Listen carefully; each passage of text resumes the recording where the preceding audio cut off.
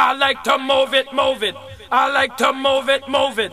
I like to move it, move it. You like to move it. I like to move it, move it. I like. Hey, shouldn't you be studying for your business test? Dude, I need you to help me. I need you to help me with this, man. I'm gonna fail in my life if I don't pass this business test. I need the definition, dude. Alright.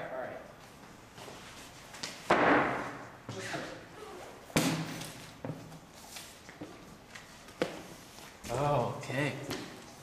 A trading bloc is just an intergovernmental agreement, often part of a regional intergovernmental organization, where regional barriers to trade are reduced or eliminated among the participating states. That's it. Oh, bye. The EU was established after the Second World War to create peace, ending the wars between neighbors in Europe. In the 1950s, there was a Cold War between the East of Europe and the West of Europe. And in 1957, the Treaty of Rome creates the European Economic Community, or what is commonly known as the Common Market. In the 1960s, the EU countries stopped charging customs duties when they trade with each other, and they also agreed on joint food production. And in 1987, the Single European Act is signed, which is a treaty which provides the basis for a vast 6-year program aimed at sorting out the problems with the free flow of trade across the EU borders, and thus creating the single market. In 1993, the single market is completed with the 4 freedoms of movement: movement of goods, services, people, and money. The 1990s is also the decade of 2 treaties: the Maastricht Treaty on European Union in 1993 and the Treaty of Amsterdam in 1999. A small village in Luxembourg gives its name to the Schengen agreements that gradually allow people to travel without having their passports checked at the borders. The euro becomes the new currency for many Europeans later after that. So do you get it? Man, he's never gonna get it, man. He's the dumbest guy ever. You should just give up. He's failing. So what the hell do they do? Okay, look. The EU is set up with the aim of ending the frequent and bloody wars between neighbors, which culminated in the Second World War, as well as create a free market between members of this union. That's it. Mm-hmm.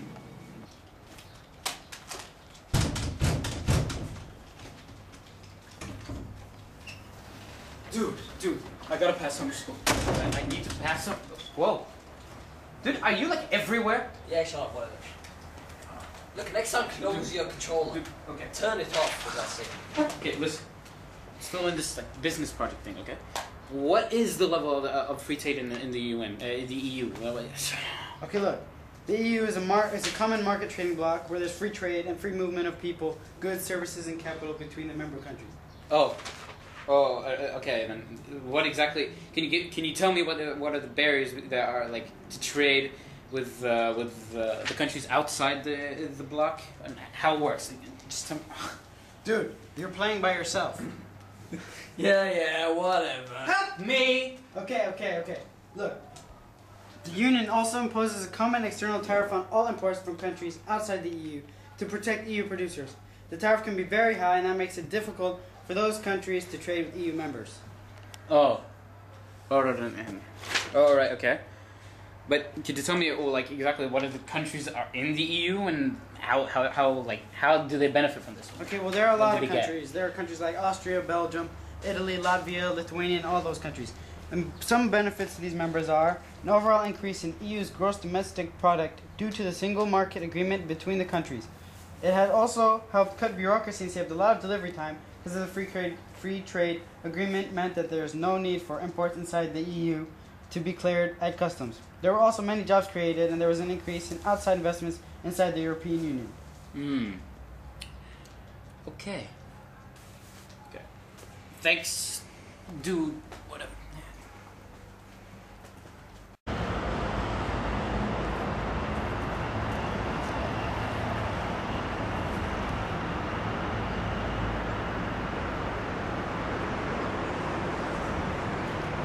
Dude, get up. I need your your help. I need your help. Okay? What now? Listen, I'm still doing this business. I'm still doing it. You wouldn't believe. All right, dude. Can you tell? You are always here. Yeah, You're always I just am. there. How? Okay, dude. Tell me what a trade creation is. Okay, look, trade creation means that a free trade area creates trade that would not otherwise have existed. That's all it means. What about trade diversion? Trade diversion means that a free trade area diverts trade away from a more efficient supplier outside the free trade area towards a less efficient supplier within the free trade What the area. hell are you doing here? What the hell are you doing? I'm asking questions. What you doing here? Just get basketball. Or else I gotta fail in college school or something. Oh, sure. Uh-huh. I passed. Okay, how can firms like overcome the barriers posed upon upon it by the trade bloc? I mean, how does it benefit from doing so? Companies can get around the barriers by doing things like building subsidiaries inside a country of the bloc to get around quotas for import. Oh, okay. And what's globalization? How can like firms use it to set global standards or something like that? Globalization is a concept that is being adopted by organizations all over the world. It means the tailoring of a company's offering to suit the interests of local markets across the world. Hey, you! Shut up. I guess that helps. You done? I guess. What? How'd you get in my backyard? Dude, everyone's going into the nerd's backyards these days.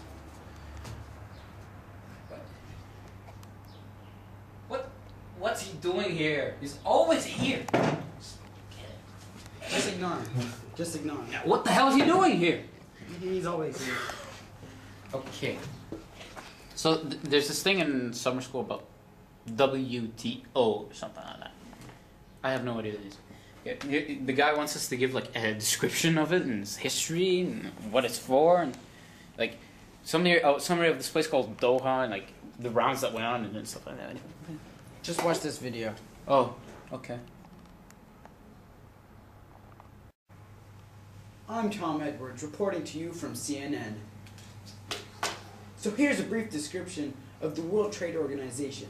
The World Trade Organization is the only international organization dealing with the global rules of trade between nations. Its main function is to ensure that trade flows as smoothly, predictably, and freely as possible.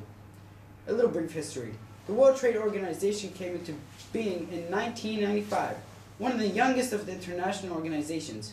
The World Trade Organization is the successor to the General Agreement on Tariffs and Trade, established in the wake of the Second World War.